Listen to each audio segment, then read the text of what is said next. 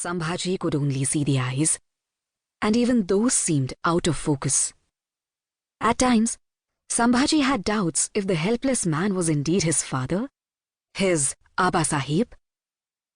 He had asked questions, but the man, whoever he was, seemed too weak to be able to speak. "Shambhu Raja, it is risky to stand near the window." Sambhaji hears his host, Keshav Trimal's voice. "If our neighbors see you, they will be suspicious and rush to the Kotwal's office. The enforcement men will arrive with swords, chains and torches. We will all be doomed." Sambhaji nods and moves away from the window. He understands. Tomorrow, they will be leaving for the Deccan, and the times are bad. Very bad. The Mughal Empire is shaken that his father has managed to disappear from the sarai that was being guarded by the entire Kotwali force of Agra, headed by Kotwal Faulad Khan. People of Hindustan say that if Badshah Aurangzeb decides to kill someone, even death conspires. But his father had vanished, hoodwinking that very Aurangzeb. Within days, the Farmans had reached all the provinces of the empire, ordering the Subedars to push thousands of their Mansabdars to deploy cavalry in search of Shivaji and his 9-year-old son, Sambhaji. Cover cities, towns, villages, temples, mosques, dargahs, forest trails and sarais. Arrest every man who has a young boy with him and bring them to Agra, every father and his son, for us to ascertain. The Farmans read. Sambhaji sits on a charpoy, the only piece of furniture in his tiny room.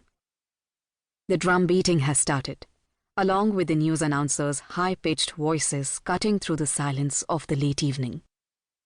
They are saying that whoever gives information that helps capture the fugitives will get 1,000 asharfis, each made of a tola of pure gold. Sambhaji has been told that more than 1 lakh horsemen are combining the empire to catch his father and him. They have been promised higher posts, palaces, and a life filled with pleasure. If Abba Sahib is gone, I am the only one left to be captured, tortured and put to death, or something much worse. Sambhaji has been deep in thought for the past several days.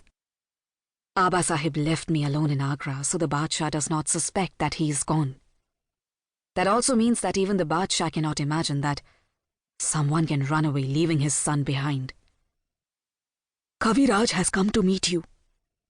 Keshav talks in a hushed tone. Let him come upstairs. I will see him here, in my room. Sambhaji murmurs and smiles. Kavi Kalash, a renowned poet in their part of the world and a trusted friend of the Trimals, has been coming regularly to teach Braj Bhasha to Sambhaji. Once, before dawn, Sambhaji had sneaked out with him to see Mathura, the town constructed in stone. They had roamed the streets lined with houses and temples made in masonry, strengthened with iron bars. Some of the buildings were supported by stout wooden pillars. Sambhaji was amazed to see a temple that stood in the middle of the town, built where Sri Krishna was born, several stories high, with massive pillars supporting what looked like windows. The temple stood on a high plinth. Sambhaji could see a gilded pinnacle above a shrine. The outer walls of the temple were sculpted with divine figures. As they entered the foyer, the inner walls were adorned with hundreds, if not thousands of statuettes. Not even an inch was left blank.